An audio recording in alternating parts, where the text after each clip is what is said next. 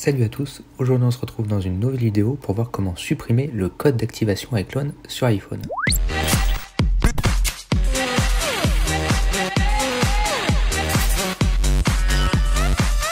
Comme dit précédemment, on se retrouve aujourd'hui dans une nouvelle vidéo pour voir comment supprimer la phase d'activation iCloud que vous pouvez avoir sur certains appareils iOS, par exemple les appareils que vous avez achetés d'occasion. C'est l'écran que l'on peut voir ici à droite, en l'occurrence affiché sur un iPhone connecté à un Mac, et qui vous demande de saisir l'identifiant Apple de l'ancien propriétaire qui a verrouillé le compte. Pour supprimer cet écran, il faut un logiciel spécifique et passer par une étape de jailbreak. Cette étape n'est pas facile à réaliser, mais avec des logiciels spécialisés comme PassFab Activation Unlocker, il est possible de réaliser cette manipulation en quelques clics. PassFab Activation Unlocker vous permet de supprimer le code de verrouillage iCloud sans avoir besoin de l'identifiant ou du mot de passe qui vous est demandé, et il vous permet également de supprimer l'identifiant Apple lorsque vous avez oublié le mot de passe. PassFab est donc un éditeur logiciel spécialisé dans le développement d'outils à destination des appareils iOS, et aujourd'hui on se propose donc de prendre en main PassFab Activation Unlocker pour supprimer la phase d'activation iCloud d'un appareil iOS. Le logiciel est disponible sur macOS et Windows et peut donc être utilisé à la fois pour des iPads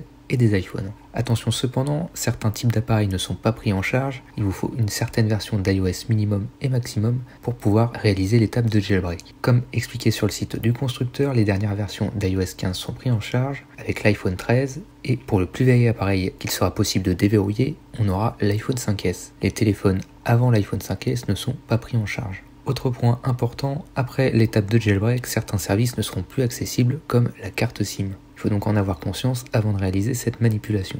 Sinon, il sera possible de se connecter à l'App Store et utiliser la majorité des services Apple sans problème particulier. Comme expliqué sur le site du constructeur, plusieurs scénarios sont envisageables dans l'usage de PassFab Activation Unlocker. Il y a donc l'écran de verrouillage du mot de passe iCloud, l'impossibilité d'activer l'iPhone, l'erreur d'activation ou bien encore, comme je vous le disais en début de vidéo, un iPhone qui aurait été activé et verrouillé par un ancien propriétaire. Voilà pour les présentations rapides du logiciel sur le site de l'éditeur. Ce qu'on se propose désormais, c'est de réaliser une manipulation pour supprimer l'écran de verrouillage que l'on voit actuellement à l'écran. Pour cela, il faudra venir connecter votre iPhone via un câble USB vers Lightning à votre ordinateur, qu'il s'agisse d'un Mac ou d'un PC puisque le logiciel est disponible aussi sur Windows. En l'occurrence ici, un iPhone est connecté à un MacBook Pro et c'est d'ailleurs la seule condition pour utiliser le logiciel. On a donc PassFab Activation Unlocker qu'on voit ici à gauche et l'iPhone de connecté à l'ordinateur à droite. Lorsqu'on ouvre PassFab Activation Unlocker, plusieurs menus vous sont proposés, la principale étant enlever le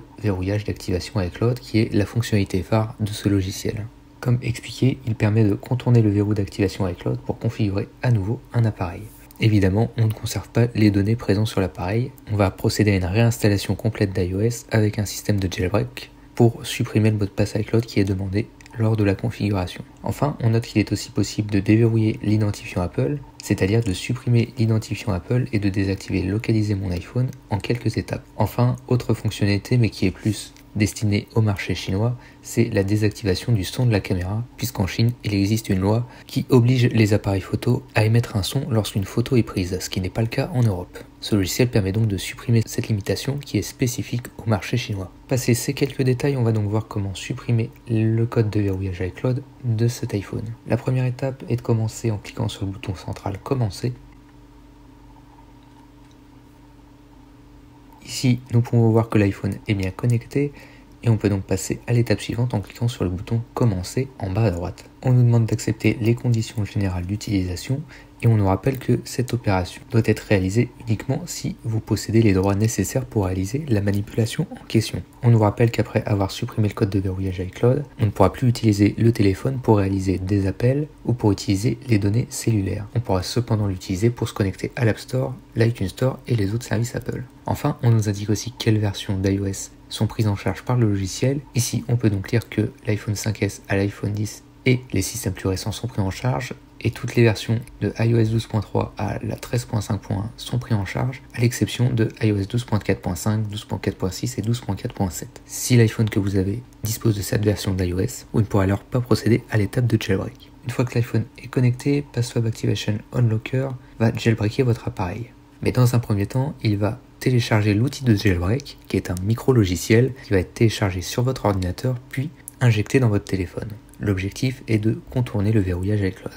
Une fois l'outil de jailbreak téléchargé, on peut cliquer sur le bouton jailbreaker en bas à droite. on nous indique évidemment de garder l'appareil connecté tout au long du processus. Ici, les informations concernant l'iPhone à jailbreaker sont affichées à l'écran et vous aurez juste à cliquer sur supprimer pour confirmer le jailbreak. Au bout de quelques minutes, l'iPhone redémarre donc et vous pouvez à nouveau le configurer. Ici, comme on peut le voir, après les étapes classiques de configuration d'un nouveau téléphone, il est possible à nouveau de l'utiliser et de télécharger des applications. Si vous souhaitez en savoir plus sur PassWeb Activation Unlocker, tous les liens sont dans la description de la vidéo et moi je vous dis à la prochaine dans une prochaine vidéo.